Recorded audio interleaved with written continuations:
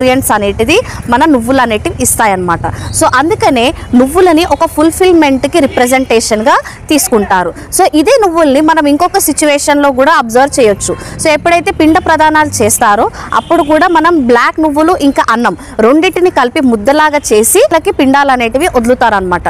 So ఎందుకు అన్నంతో కలిపి అక్కడ కూడా ఓన్లీ నువ్వులు అనేవి ఎందుకు పెట్టారు అని అంటే, ఇప్పుడు జీవి అనేది చనిపోతాడు. సో చనిపోయినాక ఆ జీవికి ఇప్పుడున్న జీవి అనేది ఒకటి ఎక్స్ప్లెయిన్ చేస్తాడు. ఏంటంటే ఇప్పుడు ఆ ముద్దలో ఉన్న అన్నం మెతుకులు ఎన్నైతే ఉన్నాయో అన్ని జన్మలు నువ్వు తీసుకున్నావు. సో అన్ని జన్మలతోనే వచ్చిన నాలెడ్జ్తోని నువ్వు తృప్తి పడు అని చెప్పేసి అన్నాన్ని ఇంకా నువ్వుల్ని కలిపి అక్కడ పిండాలుగా వదులుతారనమాట. సో అన్నమే ఎందుకు అని అంటే మనకి శ్లోకం కూడా ఉంది. సో అన్నాత్ భవతి భూతాని అంటే అన్నమే ఒక ఆర్గానిజంగా మనకి ట్రాన్స్ఫార్మ్ అవుతుంది. సో ఫుడ్ లేకపోతే ఒక ఆర్గానిజం అనేది ఉండదు. సో ఫుడ్ ఉంటేనే ఒక ఆర్గానిజం అనేది జనరేట్ అవుతుంది. కాబట్టి మనకి అక్కడ అన్నాన్ని ఇంకా మన నువ్వుల్ని కలిపి పిండాలుగా వదులుతారనమాట.